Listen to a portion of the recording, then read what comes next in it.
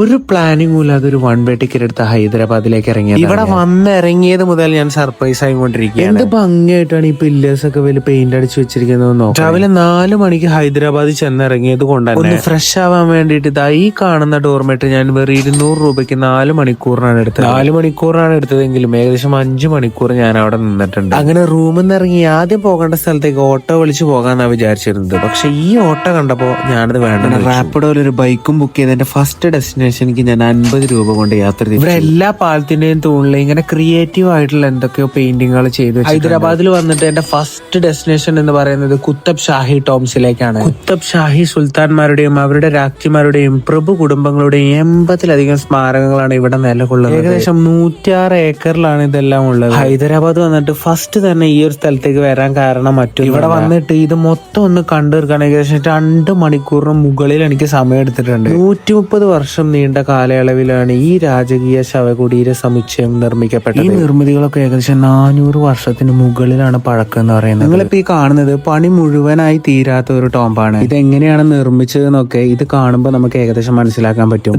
ഈ കാണുന്നതിനൊന്നും മുകൾ വശത്തെ പണികളൊന്നും തീർന്നിട്ടില്ല. ഇത് കണ്ടപ്പോൾ ഞാൻ ആദ്യം എന്താന്ന് ഒരുപാട് ചിന്തിച്ചു. പിന്നീടാണ് എനിക്ക് മനസ്സിലായത് സമയം നോക്കാൻ വേണ്ടിയിട്ട് ഉപയോഗിച്ചിരുന്ന ഒരു സംഭവമായിരുന്നു. സ്ഥലം എന്ന് പറയുന്നത് നല്ല സമാധാനമുള്ള ഒരു സ്ഥലം. അതുകൊണ്ട് തന്നെ നിങ്ങൾക്ക് ഇവിടെ ഒരുപാട് സമയം സ്പെൻഡ് ചെയ്യാൻ തോന്നും. 2013 ഇത് ഇങ്ങനെയായിരുന്നു, 2014 ഇത് ഇങ്ങനെയായി, പിന്നെയും കൺസ്ട്രക്ഷൻ നടന്നത് പക്കയ്ക്ക് 2015. അതിനുശേഷം ഇപ്പോൾ 2026 ഇത് ഇങ്ങനെയാണ്. ഞാനിപ്പോ നിങ്ങൾക്ക് കാണിക്കാൻ പോകുന്നത് ഇവിടുത്തെ ഒരു കുളമാണ്. ഇതിന്റെ താഴെ ഭാഗമൊക്കെ നോക്കൂ നിങ്ങൾ, എന്ത് ഭംഗിയായിട്ടാണ് ഇത് കൺസ്ട്രക്ട് ചെയ്തത്. ഹൈദരാബാദ് വരുമ്പോൾ ഈ ഒരു സ്ഥലത്തിന് വേണ്ടിയിട്ട് നിങ്ങൾക്ക് അത്യാവശ്യം സമയം സ്പെൻഡ് ചെയ്യേണ്ടി വരും. ലിറ്ററലി കേസ് ഇതൊരു കിടിലം പ്ലേസ് ആണ്. ഇവിടുത്തെ സൗണ്ട് ഒക്കെ നിങ്ങളൊന്ന് കേട്ടോക്ക്.